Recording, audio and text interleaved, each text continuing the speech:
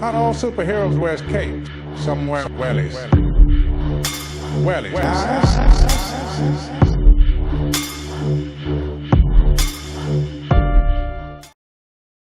You happy, Darren? Yeah. Hello, everyone, and welcome to the James Conway Experience. We're here with a mountain of a man all the way from me, Christopher Duffy. Christopher, my first visual introduction to yourself was on a video where you looked like you were going to throttle Charlie McConlogue to death down the country. You were along with a good friend of mine, Morris. Morris the Long Acre. Yeah. Yeah. Has things improved in your eyes since? I doubt it highly. I don't think anyone at home needs to hear the answer to that. Oh, no. No. Jesus, things is atrocious. Yeah, below in Athlone, yeah. Yeah, that night we went down the IC. One of the farming organisations had a meeting below. Yeah. And we actually planned to go down to that. There's a breakaway group of us that went to Dublin before and done different, the tractor protest group, you know. Yeah. And generally closed doors and things like that don't tend to stop us. Do you know what I mean? Or, you know, a meeting being private.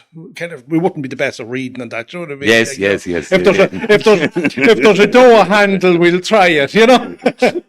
And we went down there, all right, yeah. And it's funny, the IFA went out the same night protesting on the outskirts of the towns. And the sad thing about it was when the IFA called a protest, thousands of farmers came out and they parked on the outskirts of all the towns around the country, and they were all back home in time for EastEnders, whereas we were still below at 1 o'clock in the morning, below outside the hotel or inside in some of us.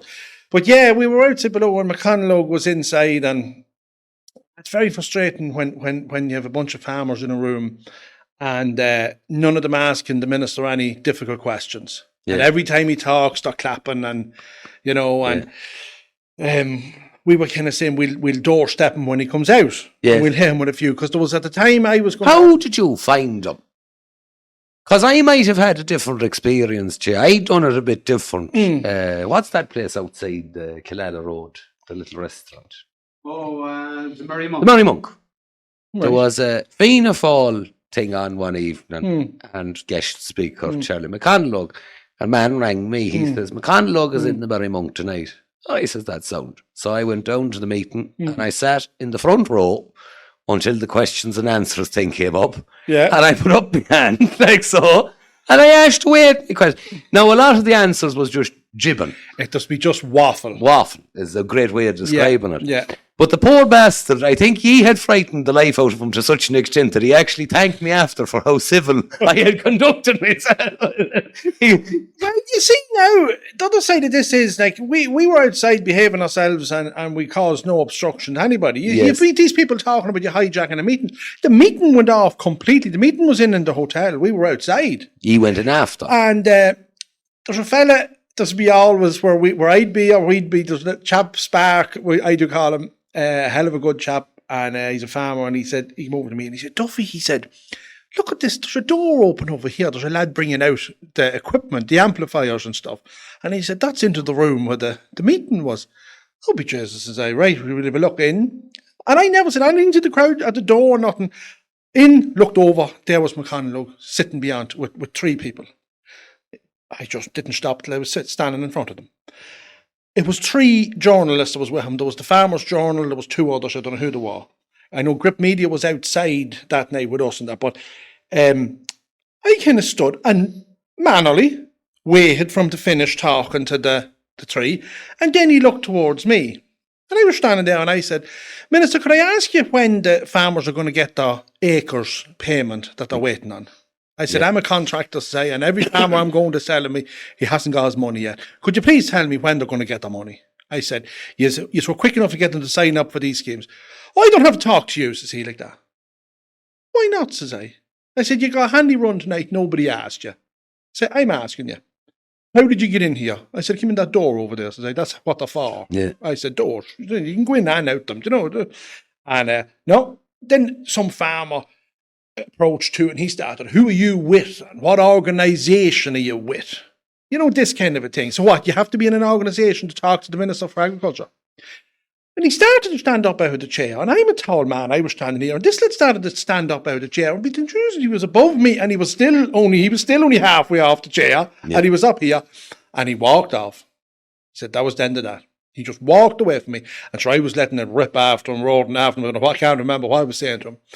But he was to leave the hotel that night to be somewhere else for a meeting the next morning. He had to cancel the meeting the next morning because he had to stay in the hotel, because we stayed practically the whole night out to the hotel waiting for him. We were just wanted answers to questions. Yeah. And he disappeared. No, Christopher, you're wise enough though, and I'm beginning to look at them all the same. They're all puppets. The puppets, but I'm going to tell you another thing. You see, it's all right for me to do these things. I'm not a farmer. People that don't know me think I'm a farmer, because every time I do a video, so I'm on a tractor and I'm in a field. But I'm a contractor. I have no land, no cattle, no single farm payment, no nothing. And I was getting phone calls the next day from lads I've been involved with, and they said the Department of Agriculture was scrambling the whole day the next day to find out who was this fella that attacked, verbally attacked McConlogue. They wanted to know who I was. And if I was a farmer, I was in serious trouble. Yeah. No, but they couldn't do nothing to me. No, but you see, if you had single farmer, they'd be out there, a team of them nearly with white coats on them looking for some sort of a problem. Yeah, but you know what I mean? Look at this. It's only we'll get going again now this winter. We'll be watching out for meetings here, there, and everywhere. But we went down to Mullingar another night. There was a Fine Gael meeting, and it was a think-in for coming up to the last election. Yes. And Peter Burke was running the meeting, and he had his top people from the area, and they were sitting at round tables.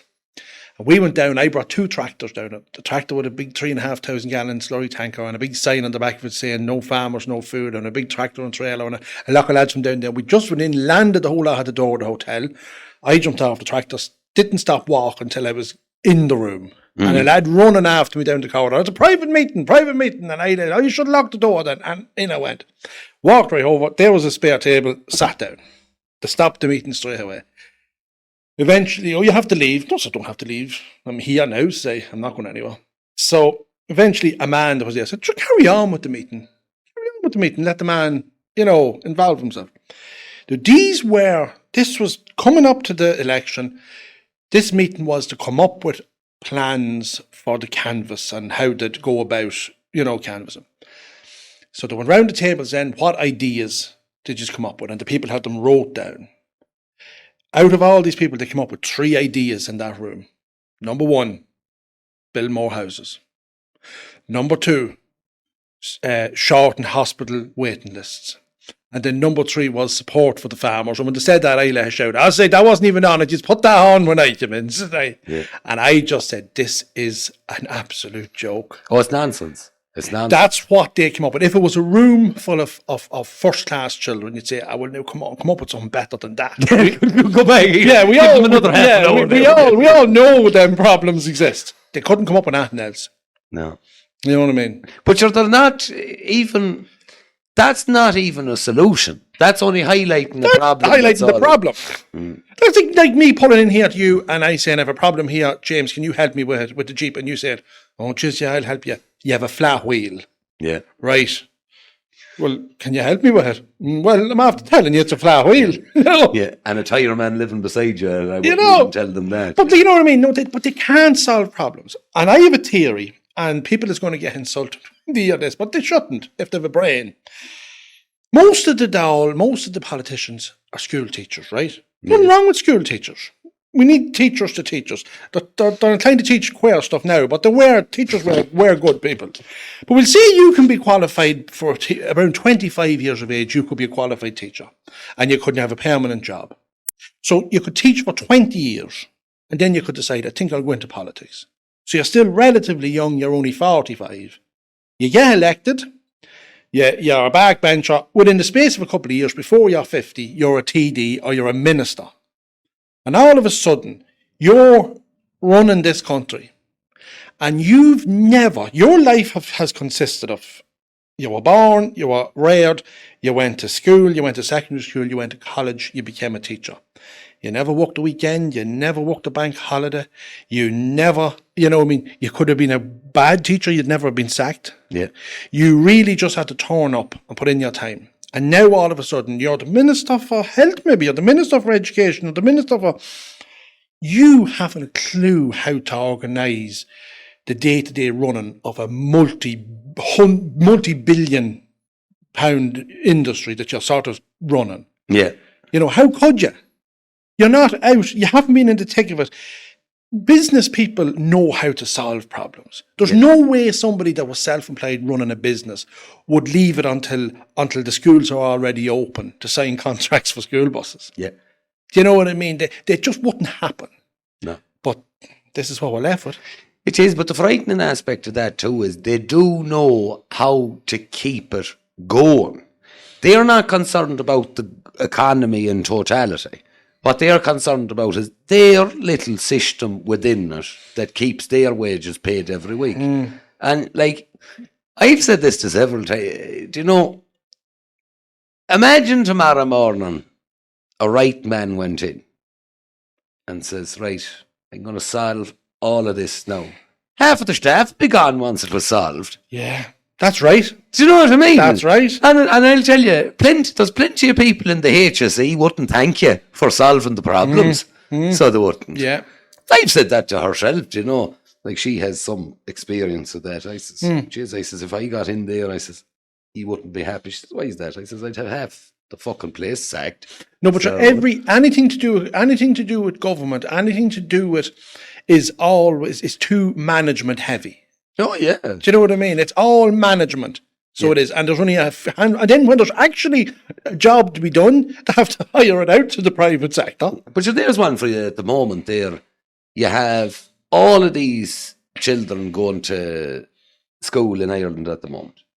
You get talking to any of them and you say, right, what did you learn about artificial intelligence this week? Nothing. What did you learn about cryptocurrency technology this week? Nothing. Right. Did you learn how to code or that? No. So all of these new industries, and they used to be talking about this knowledge economy and all that, so they're not teaching them about it. Do you know, you can use AI for one time. If you were writing out a description of this, right, you'd have to say, this week we met Christopher Duffy, and he'd have to be watching like a hawk to see, right, I need Christopher's name, I need his business, I need his history, all the rest of it. Sure, AI will do that now for you in, 20 seconds? Yeah. Do you know? It'll have a full description of me up, a full description of you up. And we're not teaching young people this. No, but even go simpler than that.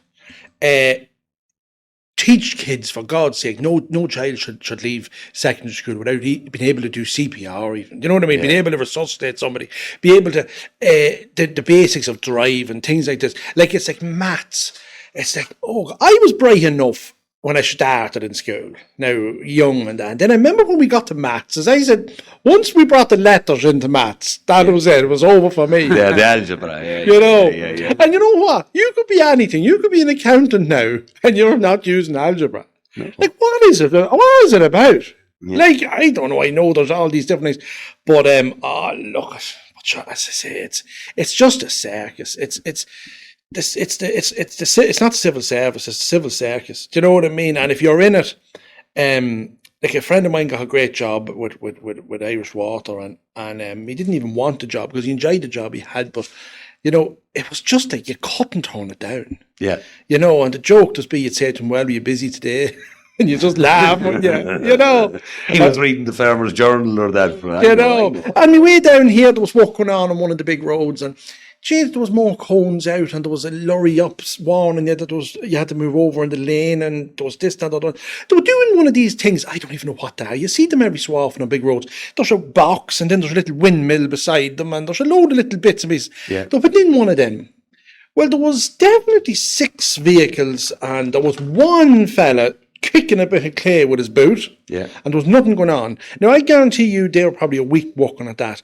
If that was handed out to somebody in the private sector and said, now we want that done, over the weekend, You know, when the road is quiet, that'll be done, no problem. But sure, I had to do that bastard course, SLG, Signs, Lighting and Garden, a 3-day one. And that's just to go out on the road you set out, because you're not insured without it. It's that simple. So I remember going down and for 3 days talking about signposts and cones and this, that and the other. I says to your man in the latter end, I says, do you know, I says, wouldn't life be fair simpler if everyone wasn't a bollocks? And he started laughing. He says, yeah. But he says, you have to make allowances for them. And I says, why? Do you know, why do we have to make allowances for these Luthermans? Yeah.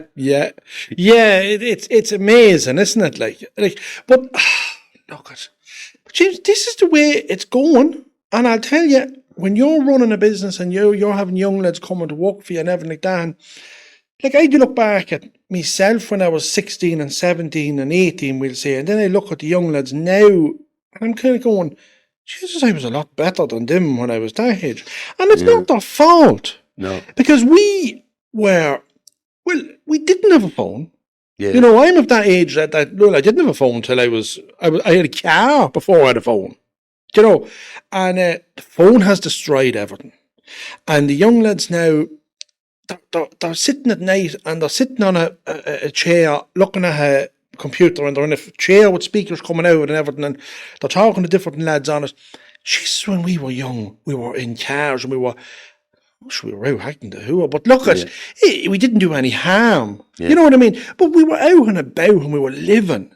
Yeah. Do you know? And you know, it's like in the tractors there, you see us there, and the young lads as well, they never listen to the radio. Now, I know there's nothing on the radio, only propaganda anyway, but still, I like listening to the radio.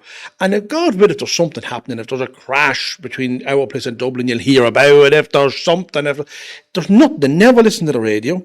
Their phone is connected and they're listening to their music. And I do laugh when you're going up the field and you're passing another lad maybe close beside him, and all of a sudden the radio goes on to his phone, because his phone is connected to this tractor as well, and you're going, what shite is he listening to? Yeah. But there could be a meteorite heading for the field, and I'd hear about it, and I'd head for the gate, and yon lad would never know what's coming, because they're not clued in at all. But there's an interesting one for you, and I think we were on about that before here, Darren.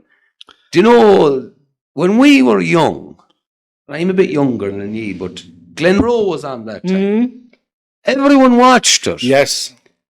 And at least, I think it was on a Sunday night or that. On Sunday night, yeah. But at least Monday morning, you'd say to your mate, did you see it last night? I did, yeah. And now, should they have nothing in common at all? No. They haven't watched something the same. They haven't, you know. Yeah. Everyone is living in their own little bubbles out there. And I'll tell you, we were their own spuds. I was supposed to come up to years before, and I cut and we were beyond it in Beattystown, beyond which would be the Riviera of County Meath. Yes. We were coming out through a housing estate, and there was a big playground, and there was kids playing, and I was looking at the parents, and the mothers are sitting there, and they're all on their phones, on the benches. The kids could be abducted, they wouldn't see them being gone. They could lift their heads and go, geez, where are they gone? Then you see maybe young lads, 10 years of age, 11 years of age. I've seen a group of 4 of them walking along the footpath together, each of them looking at their own phones. They're not even talking to one another. And I do pity them. Yeah. And you know that cartoon where it shows a big hole? Yeah, and you have everyone's walking and they're all looking at the phones, and everyone walks into the hole. Yeah, you know, and our heads are stuck in the phones, but not to the same extent. Well, I think we can remember life before, but sure we can. I remember daydreaming. Yeah. I remember. What was it, Flout? Is it being bored? Do you remember that? Do you remember being bored? Being bored. Yeah. There's no such thing as that anymore. No.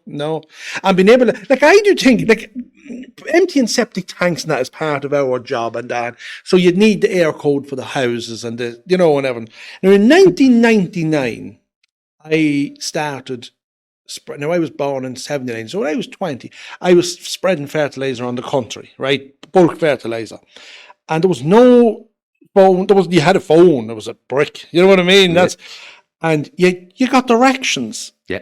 And you might be spreading on 5 different farms in the day, and you'd go to a farm and you'd have 5 different places you had to spread, and it was directions, and you'll know the field because when you go in the gate, there's an old trailer with the axle off it into the gate.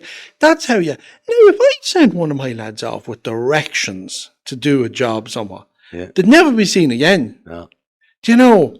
Because that's gone, the thinking. Do you know what? You'd be thinking of landmarks. Yeah, I'd be thinking of, there's a big red house there, or there's this, or there's that, you know. Yeah.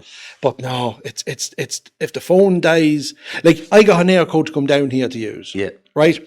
Brought me to the door. Yeah. If something happened to phone between here and Carrigan, I'd have had to get directions, or one of you wouldn't have to come and get me. Yeah. Do you know? I know, but we direct you. You here direct, at yeah. hand. But I remember the first time we went to England, myself and Anthony, we were gifted, what's the called? The one, do you know, before the GPS was on the phone. You had a sat nav, the GARM. We got the sat nav, the awful correct, but we got the sat nav, and the sat nav brought us to Rosslare, you know. And anyways, we were on the boat over Fishguard. We went from Rosslare to Fishguard. Yeah. I says to him, "Is England on this sat nav?" Yeah. And he went, "Huh?" I said, "Is England on it?" Jeez, I don't know, he says.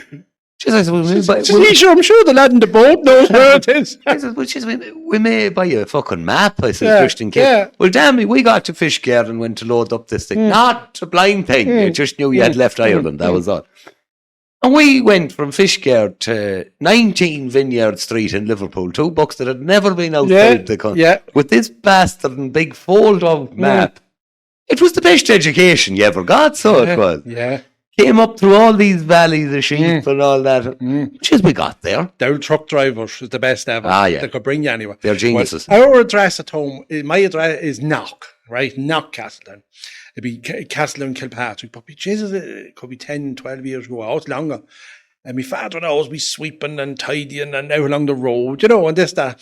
And all of a sudden, this little car pulled up, and it was, I'd say, it was a hired out car, and it was a Polish family or something like this. And the only one of them that could speak any good of English was the little lassie. She was only about 12, I'd say. And she said, she wanted directions to the church, right? And I appeared anyway, and my father goes, "Oh yeah, it's just down here. You keep going. The church is on the right, opposite the pub, you know." And the little lassie was translating this back to the mother and father. And then the mother said something, and the little lassie said to me, "Father, it's a famous church that Our Lady appeared in." Just, I don't think she was ever there now. And I said, "It's Knock in Mayo they're looking for," say, and they came from Dublin, and they put Knock in the phone. Now look, we're only 40 minutes from Dublin. Yes. And here they landed in our village. Yeah. And Daddy goes, "No, do you know?" And she said, "Are we far away?" And I, about 2.5 hours, I'd say. And she, "How do you get there?" And my father started to give her directions, and he goes, "Right, well, you go down here to the end of the road and turn right, and go on over there, and then the end of the road, turn right again, then turn left, and that'll bring you." And I stop now, say. I said, "She's lost already." And I remember my other sister was at home, and she brought the lassie in.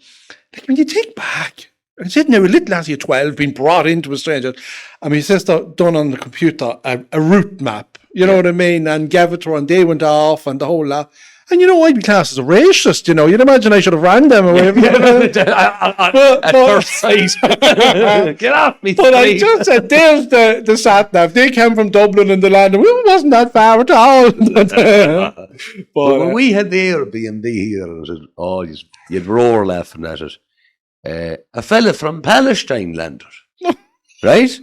And he was looking for Catherine Connolly, was he? I don't know what he was. Geez, he was a fierce, nice fella, to be honest. Maybe. Yeah. But he was living in, what's the name of it? Belgium. Right. But they had heard all about Ireland, and he wanted Bobby Sands and the whole lot. And geez, he landed for a full tour of Ireland. He was a sort of a Republican. Very Republican Palestinian. But anyways, the brother was a butcher. Right? And the next thing, he was here in the Airbnb, and he was taking photos of the lambs. Couldn't get it out of his head. For the menu, was it? Nothing had served this man better. But he had to find out all about lambs in Ireland and how much it had cost them to bring to Belgium and the whole fucking lot. Yeah. And I was clashed as the biggest racist in fucking Sligo at the time, right? And this fella chirping away at lambs. And I said, "You know where I'll bring you, I says. And you'll get to see the full fucking variance of, what's it called? He still brings you Clonymart. So, anyways, I land to Clonymart with the Palestinian along with me. And I'm going from pen to pen, telling him about the weights and the prices and the whole American Cork production. I thought you were a racer. No, I says, he's all right. I says, he's sort of a Republican anyway. So, but that was the crack. But that fella had gone the full way around Ireland on his own accord. And I said it to my mother and father. I says, you know, you can't, most Irish people haven't seen the country at all. Honest to God. They've never gone outside their own little... This man had been to Belfast, Derry, down to Galway, Limerick. He had been all around the country. And I says to myself, with all the travelling I've done, I haven't seen all Ireland. But you look at, I walked in the fields around Newgrange and I was never in it.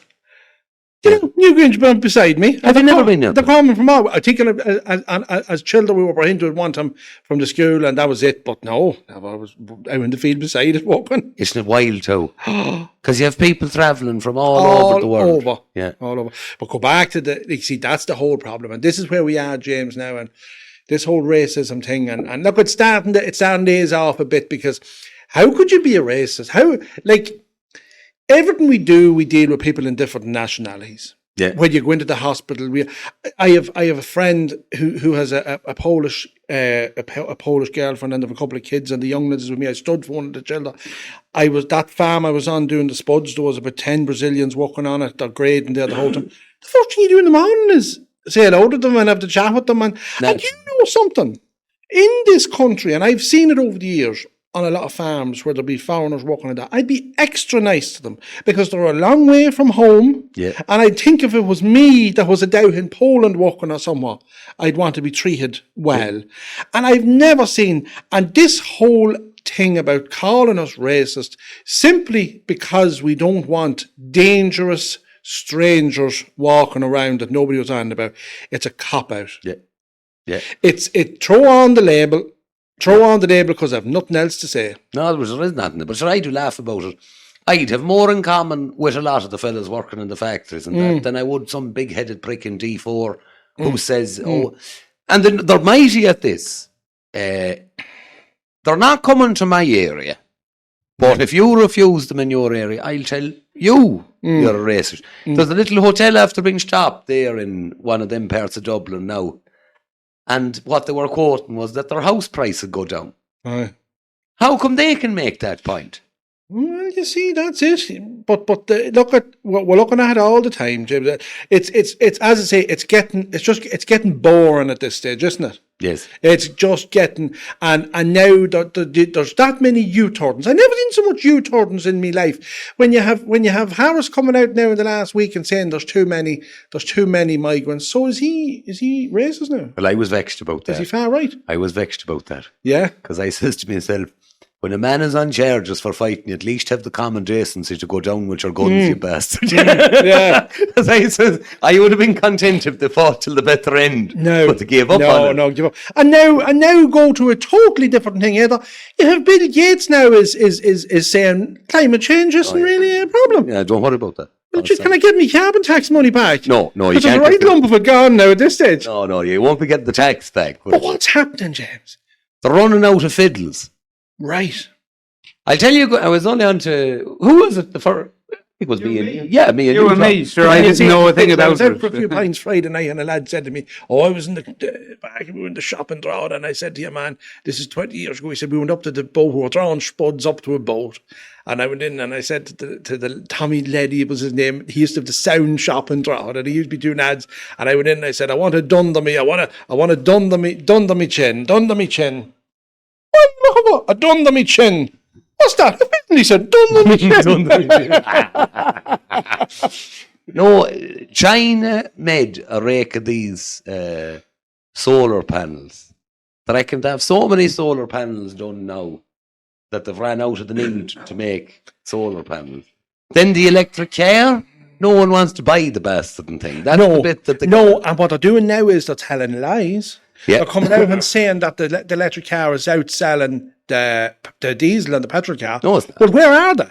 If that's the case, how are they charging them then? You go into a big Apple Green filling station, everyone's at the pumps, and there's one lad beyond to sleep in his Tesla beyond. Yeah. And you know what? You'd be tempted when you walk away to pull the car out. Yeah, no, they're not. No. And I was laughing there myself and herself, going back before I had the trouble of course, that we were over in Amsterdam, and all the taxis was, Teslas. Right, jeez, I thought this was very confusing. I says, Jesus, I can't understand this. But got chatting to a fella, now a Moroccan fella, it was sound as a pound. Why did you You're go? talking to a lot of these foreigners. Oh, I'm telling you, I do. Because, I'm worried with you, James. well, you see, it's an awful bastard when you go out foreigners, full of foreigners. I know. They're everywhere, so there. But anyway, he says they were told by the government they'd get free supercharger, right? Right. And he says, anyone running a car for nothing when you're a taxi man, he says, that's a great deal. Yeah. So all you do is you buy the car, you run it for free, and then you charge people for going around. Makes perfect business. He says, what we weren't told was there'd only be one supercharger for every 20 in the taxi cars. So he says, it's like a battle at night time to try and get a spot at it. And you see, these is the fiddles. They never told them. But you see, them taxis now, they come with added. You can get alloy wheels. You can get them, and then you can get the hole in the floor. Yes, you can do luggage. Freddie Flintstone. You can put the fee out. Great job, says you. But He'll run her anywhere. It's backwards we're going, lad. The countryside. It's unbelievable. I was watching there. I'm a devil for that YouTuber, but it was. I don't watch that. It's only YouTube. That's great, crack. But it was out in Romania. I click past you most of them, but no, the others. They were out in Romania, and it was one of them big horses, and I'm pulling this little car around. And I says to myself, if the Greens do get away with it in Ireland, that's how they'll have everyone working. So it is. Thank God that Eamon Ryan fella's gone, but he was only a sort of a scapegoat for what they were doing anyways. Yeah. But look, the madness about it, it's only when you stand back and talk about it. AdBlue, right? Yeah. You've an old tractor that doesn't take AdBlue. You're probably always wondering what these bottles are all about. I'll give you 3 heads up. Yeah. All of a sudden, you buy one and it takes AdBlue. Folks, what we're going to talk about now is beaters. Now, I base my bottles around beaters, Right. and the benefits of the beater is it boosts athletic performances, stroke prevention, and that's what it does. Massively helps benefit the heart. It's a natural immune booster. Listen, I would love to help whatever in the bottle, ingredients goes into it, pixie dust and but the bottom line is, when by any 4 weeks, to spray it in at your exhaust to stop it. overnight. So we try it for 4 weeks. Packaging, It'll cost you no more than transport, about €48. you know what I mean? Wasn't that All right this with that? nonsense to blow it in at an exhaust system and blow whatever into the air. It's When the storm hits and the power goes out, you shouldn't be left stuck. The handcrafted Donnelly rocket stove gives you reliable cooking anywhere, anytime. Using just small bits of wood, it's efficient, eco-friendly, and built to last. Cook outdoors with confidence, whether it's for emergencies, camping, or everyday use. Order yours today at donnellystoves.com and use code Conway EXP for €10 off your order. Friendly with a dribble valve. So where we used to stick it in and spend an hour's mixing and go, oh, that'll do rightly. Do you know what I mean? It's still thick, but we'll be able to lash it out with a splash plate. Now we have to agitate for 3 or 4 hours. We have to draw water in, possibly from a river or something, to get it suitable to spread. So to do the environmentally friendly job, we've built a factory, we've had to buy AdBlue, we've had to drive to the shop to get, we've had to put in a plastic wrapper, we've had to buy a slurry tanker with a dribble bar on it. It has to be made in another factory as well. It has to be delivered by a lorry, it has to be this and other. We have to use 3 hours agitating when we only used to use 1, burning diesel into the environment. And now we have to come in with a dribble bar and it has to spread the slurry, and it's more expensive than ever. And this is all to be more environmentally friendly. No one's talking about it at all. Do you know, years ago, there was a worse smell out in the field. Well, there was a reason for that. It was the smell was still on the slurry. If you spend 4 or 5 hours agitating the thing above the shed, you've released every bit of methane or whatever was in that. That's all gone into the air above where the shed is. But it's so ridiculous. And they don't want to know, because that Oisin Coughlin Friends of the Air thing was on the radio one evening, and I was listening to him, and I said, I'm going to email that fella, and I emailed him a whole thing about how spreading the slurry with this low emission system is totally counterproductive. We're putting way more emissions into with the diesel we're having to burn. And you get this automated reply. Thanks for your email. And I think you're a wanker. Thanks for your email. Fuck off. You know what I mean? I don't like what you're saying. You're probably right, but I don't like what you're saying. And they don't even want to engage with you. No. But I remember, like, you go back to, what was it, the bone mead. them was the experts at the time, and it ended up in, what was it, BSE or that, or mad cow disease or that. Yeah. Now, are you telling me at that time that nobody talked to a farmer and says, Jesus, you're a long time keeping cattle. Did you ever see an occasion where a cow died in a field and the rest of the cows gathered round and says, something, we'll eat the cunt, will we? This old grass is not great. Sure, anyone that had a sense of how nature works would have said, you can't feed bones to animals. No. Not you can for carnivore or that, but not for herbivore. And the expert says, no, it's good protein, put it into the food, and then all of a sudden you have a new disease out of it. Then, what's it called? There was another one I was roaring laughing. This re-wetting of the bog. Right, that's fair enough. But if you block up that bog, that water is going to have to travel. So naturally enough, the good field that's beside the bog is going to be wet too, isn't it? Of course. That's the whole problem. But you look at mad cow disease never went away. You just want to go out to any town of a Saturday night. I'll take the chipper, you'll see plenty of it. But the re-wetting is scandalous. It's unreal. And when you mention the bogs, like what's going on with the land grabbing of the bogs and everything. Oh, it's terrible. Now, do you know, like I was down on that Liam Gorman's bog a couple of times and never met the man. He was away and that, but and you were lucky. He might have thought you were one of the boys. Well, funny enough, you could have been lucky. Well, funny. I was waving a white flag, but it's how I do approach every farm here at the moment. Funny enough, the first day I went down, I had an aircoat, went down, and I went down this long lane. I came to a closed gate. Yes, and I said, "Jeez, what do I do now?" And I turned around and went back, and I drove round all the roads. I had a great sense of direction, that sort of way. I know which way to go round and that. And I ended up, and I came back to where I was again. And I said, no, this is where it is. The yard is down here.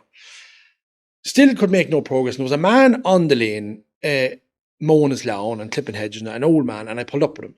And I said, I'm looking for Liam Gorman. I'm looking for the bog. And he, who are you? And I said, no. And I told him who I was and where I'm from. I said, no, I'm coming to support him.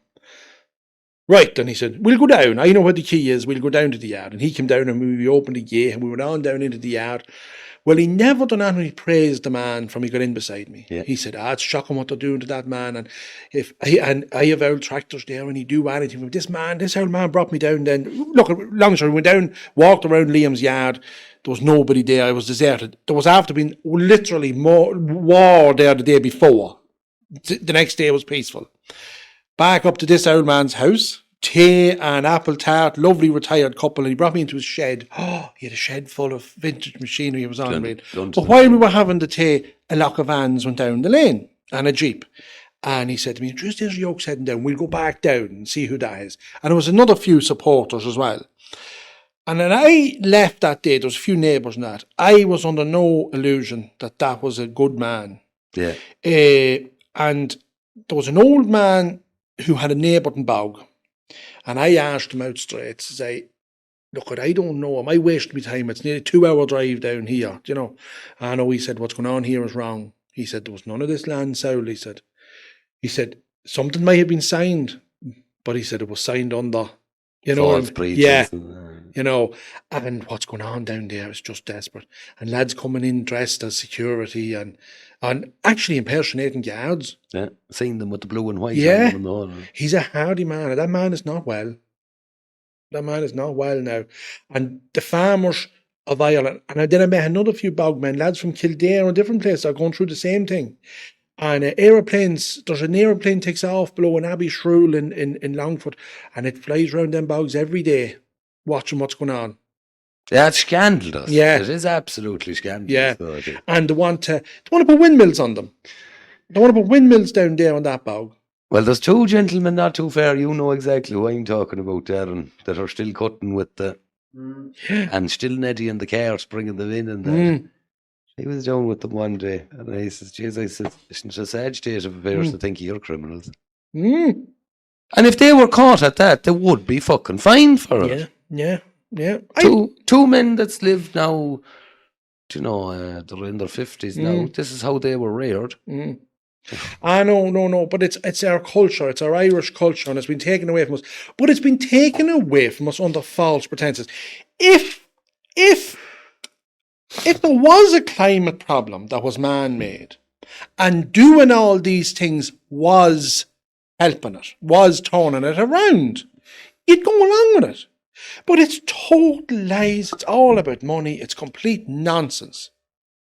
And the windmills too, the solar farms. Now, up round us, James, the land round me is, you could grow anything in it. Yeah. You know what I mean? You go in and you plough 18 inches to grow spuds in it. You could, there's lads, the big 500 herds of cows, there's everything.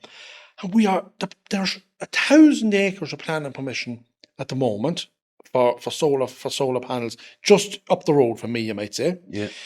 Up round Ashbourne, Duleek, up them areas, it's unreal. Yeah. And County Meath is going to have, if all the planning permission that's been looked for at the moment goes through, County Meath will have 20% of the solar panels in the entire country. County Meath will. And like nearly every acre in County Meath is a productive acre. Yeah, but this is my problem with it, right? You have all down here, you know, some of it is good for farming, but a lot of it is not, right? And I know people will say, oh, well, you have the cloud cover and stuff like that. Well, if you didn't want the panels, you could go for the wind or that. We're not approaching this from a food security point of view. If you're, there's another place there in Cork, he stopped dairy and he's going at solar. He was the biggest dairy man in the country. So how can you do that? How can you take the most productive land in the country and fucking cover it? It's absolutely sinful. And what people don't realise is, in a community, when land has been farmed, well, say you have a 100-acre block of ground, and there's cattle on it, or there's tillage on it, or whatever's on it, as long as that's been farmed in an agricultural way, that land is contributing to the local area, whether it's every couple of years buying fence posts, buying fertiliser, looking after the ground, buying sprays, contractors coming in to work, cutting hedges, dosing cattle, all these things. Yeah. And even if it's as little as the lads coming to work on the land, pulling in at the local shop to get their rolls and their grub and the whole lot, you either plant that in forestry, and the forestry should be in bad. Like, we have great land being planted too, which is wrong. And but you plant it or put solar panels in it, close the gate. That's it. There's no more. And even when they're building these solar panels, the local economy gets nothing out of it. No. Everything's drew in from outside. And why is these solar farms, these big companies, why are they not buying land? Why have they no heed in buying land anymore? Because the land to them is not the asset that we think it is. Yeah. Because the land to them is just... But and I'll make this point to you there, Christopher. Would it not make more sense for that company to go to the farmers and say, Jesus, the vast majority has slatted sheds, and I'm going to give you a few pounds to put my panel above on your shed, and then you wouldn't be using up productive land, and you'd be giving the farmer himself a few pounds to rent that area or that. No, they've no interest in that. No. We're going to cover a full field with it. And it happened in England. It happened in England where farmers signed up leases for £1,000 an acre or whatever it was for solar. 2 years into the thing, the company went bust. Yes. Then the farms lay there idle with no income for nearly 2 years. And then another company came back and approached them, but the most they'd give them is 500 an acre. Yeah. But it was the same crowd. Yeah. It was the same executives, the same, all the directors of this company, but they were under a new name. Well, I'll tell you a good one now, and I can see it happening. They'll get there a couple of years out of Jan Yuck until she's about 30% productive, right? And they'll go wallop. It's like an old Pakistani accountant told me one time, dissolved is resolved. Yeah. It's done.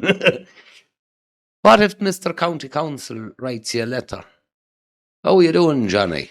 It appears that you have 500 acres of the most toxic waste this world has ever seen. And you'll be getting rid of that, Johnny. And you're going to have to, no more than the asbestos. It's not just your local recycling centre it goes to, Johnny. It has to go to Germany. And Johnny goes, but sure, I don't own it. But it's on your land, Johnny, isn't it? Yeah. That's why they're not buying the land. Yeah. They're renting it to you because it'll be you that'll be covering up the clusterfuck at the latter end of it. And then if the farmer passes away during this time or whenever it happens, and he leaves that land is no longer agricultural, it's gone into commercial use. That's right. And there's a total different implication to passing it on. Like, I don't know, I think it's a very sad time, because I love the land, I love Ireland, and every field within a 5 or 6 mile radius of my house I've been in. Yeah. As a child, walking through them, sitting as a passenger up on tractors with lads, and now in the last 30 years contracting them myself. And I see planning commission up and I say, Jesus, them fields are going to be gone. Yeah. And, you know, not only that, your views of the countryside covered in glass. That's sinful. But there's places with mighty stories to them, like there's a big long field outside Balnacarra, and what's it called? I was driving in a Land Cruiser with a man, and he says, it was actually my grandfather, he says, that ploughed that, he says, with 2 horses. Yeah. And he could remember. Yeah. Like every field has a story to it, sort of. Especially up here. Do you know all the stone walls and that? That's all stone that they gathered in the fields and brought them out and built the walls with. Sure, I asked that one time we were on holidays in Darren Islands, and I said that to a lad on the little bus that was bringing us around. I said, Jesus, why did they make the field so small? And he said, because they were gathered in the stones. That's where we're going. And I said, well, you'd imagine they'd moved them now. I mean, he said, you can't move them now. They're protected now. I said, should they have a transport box now? Yeah. No, he said, you can't do it now. No, you know. But look at you.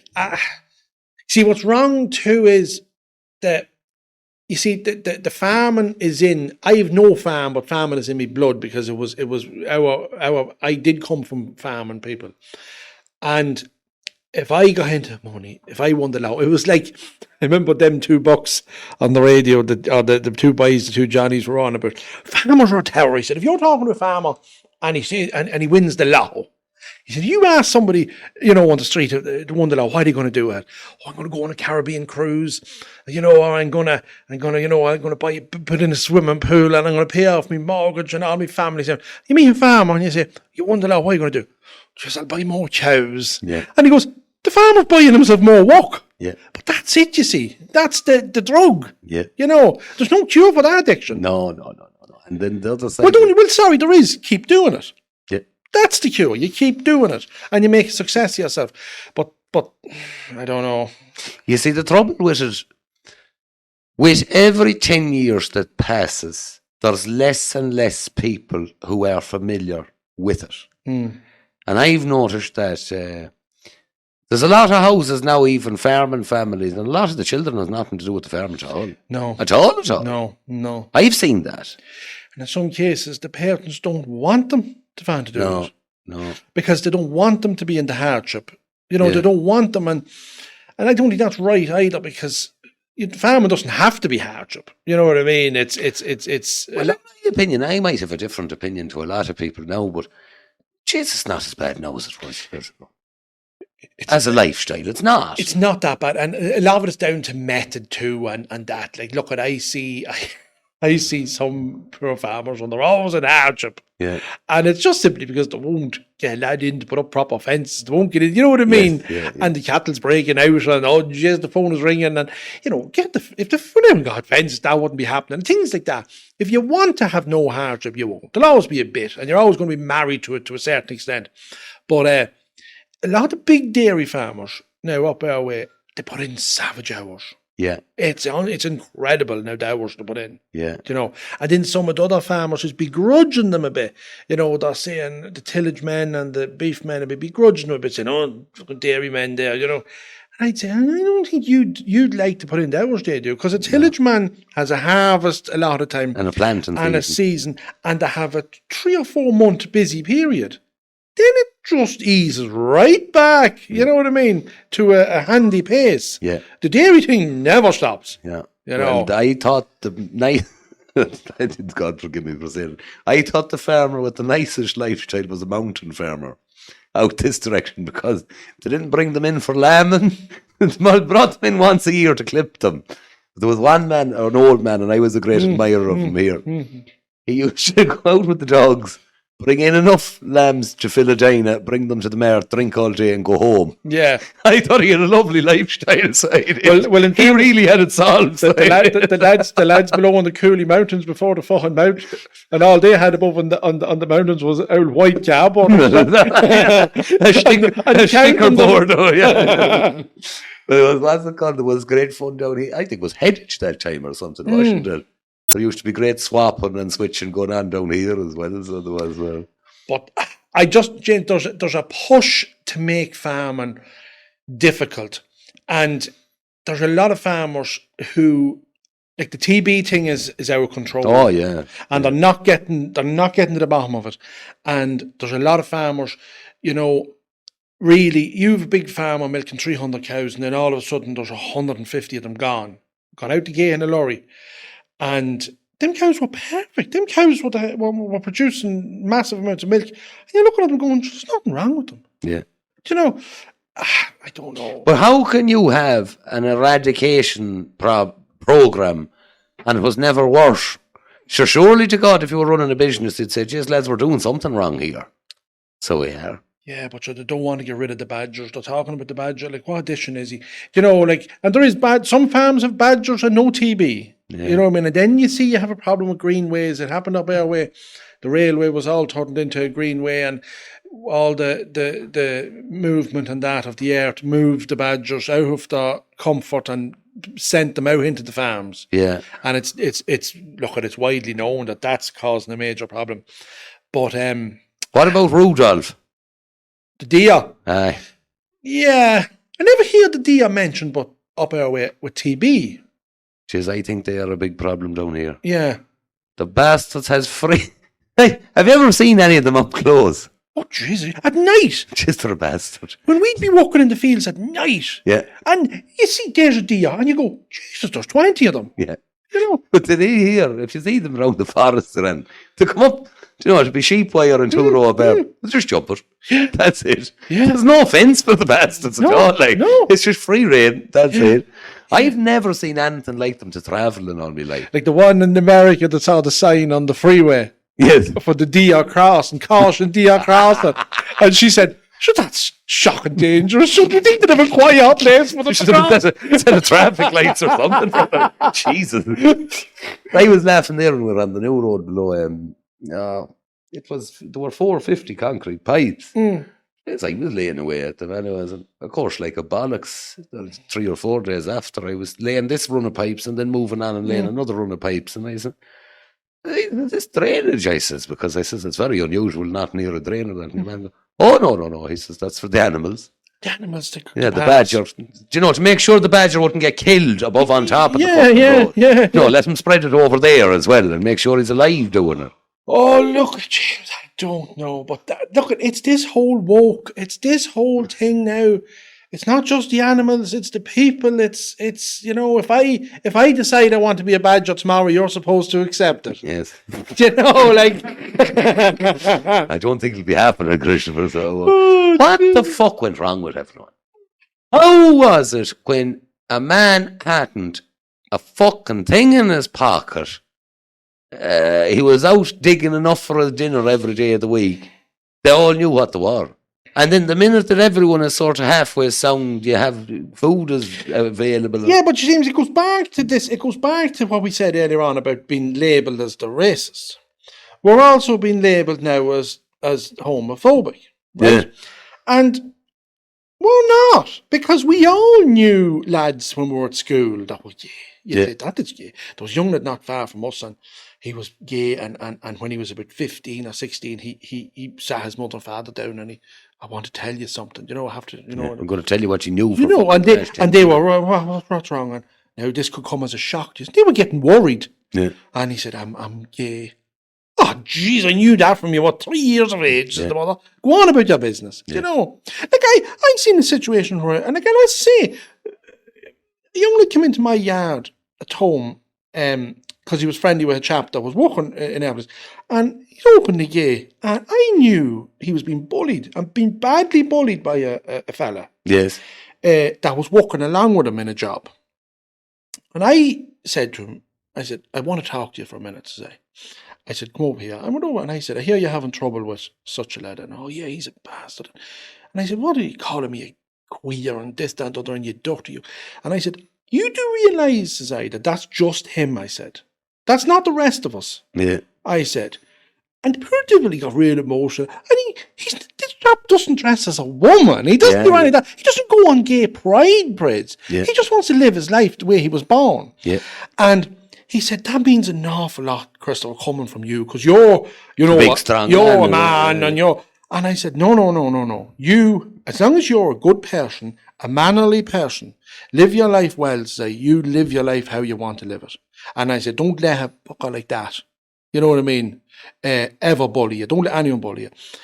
But then, in the other side of it, you have, you know, like the gay pride thing and all that. That really does infuriate me. Yeah. That there's parades down city streets with grown men with their arse sticking out of clothes and all this, and there's kids watching this. Yeah. Whereas if that was the St. Patrick's Day parade or anything else, parents would put their hand over the children's. If it came on the television when we were young and we were watching television, and an innocent film, I remember we watching Lethal Weapon one time. Wasn't that the one with Mel Gibson in it? Yeah. And I think he was in a caravan with what was her name at the time? I know there was a good saucy scene, and my mother walks in, of course, at the wrong time, and us only teenagers. Oh, what he's watching, and she's standing in front of the television.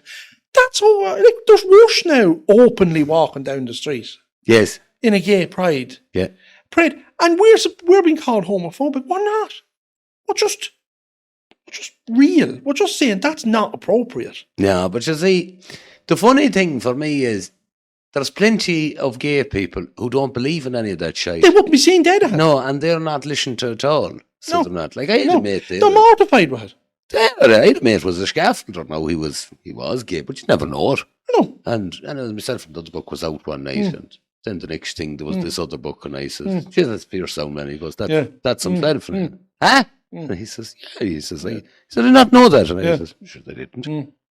Sound with me. You know, like that. In fact, like there was a lad came into the local pub years ago, and he was rude, but I was gay. I remember there was an outlet sitting at the counter, and your man came in, and we were at the other end, and says he, "Oh, there's your man," bums to the wall. You know that? and the barmaid was there, and she said, "He's gay. He's not a fucking rapist." He's not interested in you. That was that outlet, but that's we'll see. Look at the situation we're in with Enoch Buck and that. And like I made a point. I was down this neck of the woods. I'd say it was around the first week in September because the kids was just back to school, and I had to go down to Westport. How far are you from Westport here? Maybe 40, 50 minutes. Will you be there? Yeah, there's neighbours of mine would have been Land Commission Farm, and an uncle of theirs died, and I went down to the wake, and I'd be just very down the road and back. 3 hours down, 10 minutes in shaking hands, 3 hours back. But on my way down, I said to myself, do you know what I'm going to do? I'm going to go into Brogan's in Strokestown to look around. I was giving myself a bit of time. But whatever made me think when I was below this side of Mullingar, I said, geez, no, to hell with Brogan's. I'm going up to Wilson's Hospital School. Yes. And I'm going to say hello to Enoch Buck. I was expecting him to be at the gate. And I pulled up, and no, there was no sign of him at the gate. And there was a lad sitting in a little car at the gate, and I parked other side, and I sort of looked up, and I could see nothing. And then I went over and knocked it. I went over and I eyed a man had a big camera on the passenger seat. He was a freelance journalist taking pictures. And I knocked on the window and I said, does Enoch Buck not be standing here now? Oh no, he's above, he said. He's actually in the school, he's in the hall. And I said, all right. And he asked me who I was. I said, I'm just somebody that I want to say hello to, do you know? Yeah. And he told me he was a journalist. And look at your man, was don't know what nationality he was. A journalist. He didn't work for any of the papers. He'd take photographs and you'd send them in. And get so much for them. Yeah. And he goes, what do you want to do? And I said, I just want to shake his hand. Mm-hmm. I want to shake his hand and tell him I support him. Yeah. That's all I want to do. And he said, he'll appreciate that, he said, because he's a good guy. Yeah. That's what the journalist said. So we waited around, and eventually the school finished, and by God, that's some busy school. Buses, and it is unreal. Eventually down he comes walking. And my God, he's the cleanest. He's clinically clean and well turned out. Do you know, there's not a crease in him. And he's an awful lot smaller than you'd expect him to be. He came down and I could see the worry in his face when he was met with me kind of coming towards him. And I put out my hand and I said, Enoch, told him my name was Christopher Duffy, and I was passing and I want to shake your hand and tell you I support you. And my whole family support you. And I said, what you're doing, you're making a stand for us all.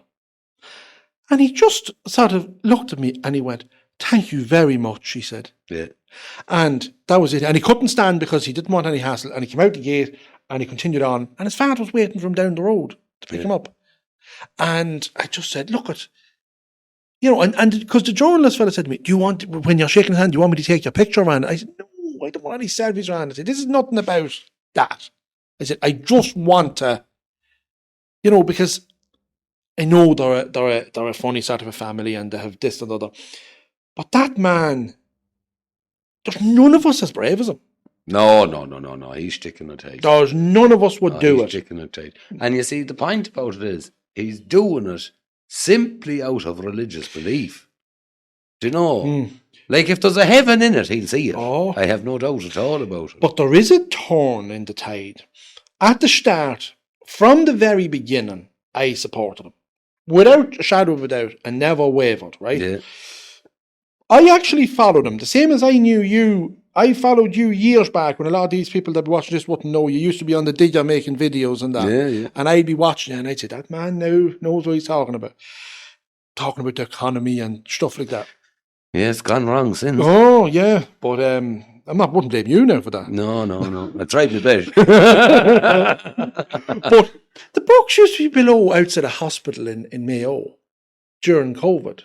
Castlebar Hospital. Castlebar. So Darren, you know them fairly well. Yeah, the mother and them, and there was a young man last year. Some child had died or something, and the family was totally let down and weren't into the hospital, and they were reporting on that every night. So I knew them before this whole thing broke. But when I remember putting up a thing one time on Facebook, just Googled Enoch Burke, got a picture of him, and there was a picture of him standing in front of the school. And I just wrote,